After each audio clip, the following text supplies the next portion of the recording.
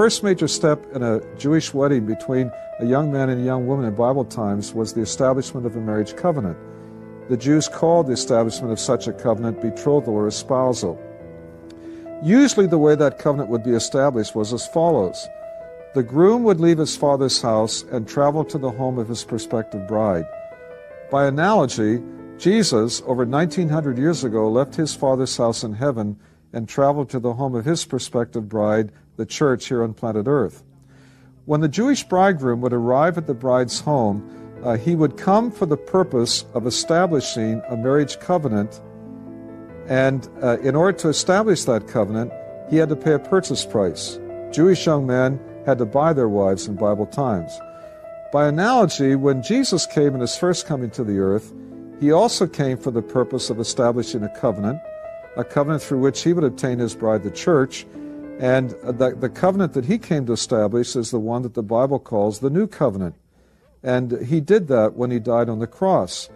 And he too had to pay a purchase price in order to establish that covenant, and through that purchase price to obtain his bride, the church. The purchase price that Jesus had to pay was the shedding of his own lifeblood. That's why Paul at the end of 1 Corinthians chapter 6 says, "What? Know you not?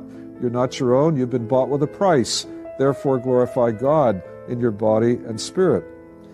After the Jewish bridegroom had established the marriage covenant at the bride's home, and thereby had obtained his bride to be his wife, he would leave her at her home and would return to his father's house, and they would remain separated for a period of time, normally for approximately 1 year. And during that year of separation, the Jewish bridegroom would be busily engaged in his father's house preparing living accommodations to which he could bring his bride later on. By analogy, Jesus, less than 2 months after he established the new covenant through the shedding of his blood on the cross of Calvary, left the home of his prospective bride, the church here on planet Earth, and on the day of his ascension, he returned to his Father's house in heaven, and he's been away ever since. And you and I right now are living in the period of separation between the time of his departure and the time of his return.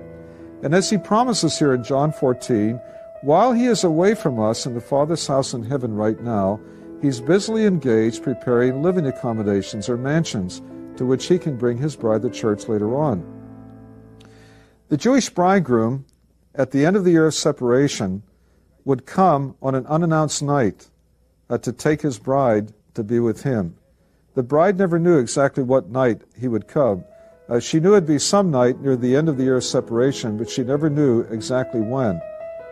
And so, on that unannounced night, the Jewish bridegroom would call to himself at his father's house his best man and other male escorts.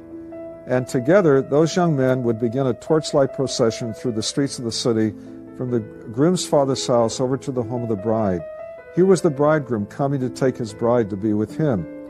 As those young men would be weaving their way through the streets of the city, bystanders, recognizing what was happening, would pick up a shout, "Behold, the bridegroom comes." And that shout would be carried from block to block to block until finally it would arrive at the bride's home. The major purpose of that shout was to forewarn the bride to the effect that she'd better get ready in a hurry, because tonight was the night, and her groom was already on his way to take her to be with him. As soon as she would hear that shout, she'd send out word to her bridesmaids to come to her home, get her dressed in her bridal garment and all prepared, because this was the night.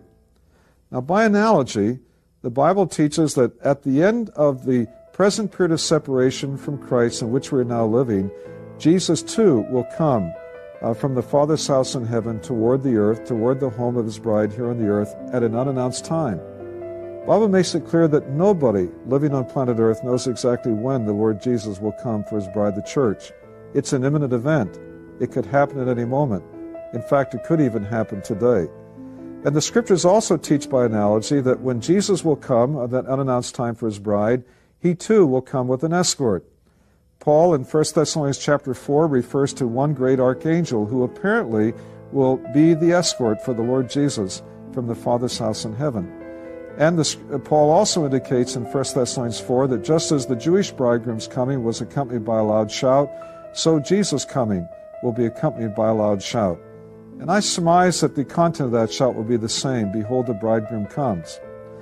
Now, interestingly, when the Jewish bridegroom came on that unannounced night, He and his male escorts would wait outside the bride's home till she was ready, and then she and her bridesmaids would come out of her home and meet her groom and his male escorts in the streets of the city. By analogy, Paul tells us in 1 Thessalonians chapter 4, when Jesus comes for his bride, the church, he will not come the whole way down to planet Earth where his bride is living. He will stop outside the earth in the air and wait there, and then his bride, the church, will come out and meet him in the streets of the city. After the Jewish bride would come out of her home with her bridesmaids and meet her bridegroom and his male escorts, now the enlarged wedding party would have a return torchlight procession back to the groom's father's house.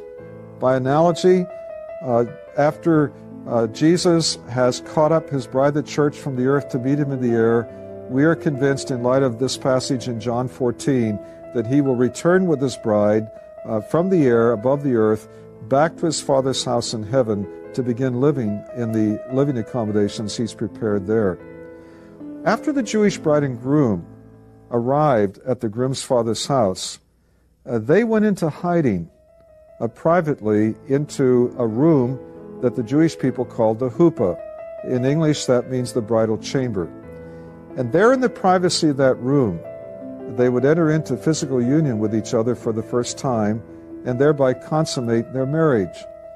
Now, intriguingly, they would stay hidden in that bridal chamber for 7 days. This is known, therefore, in the Jewish Encyclopedia as the 7 days of the bridal chamber. And then, at the end of the 7th day, the groom would come out of hiding from the bridal chamber, and he would bring his bride out of hiding with him, out in the open with her veil removed, so that everyone could see who his bride truly was.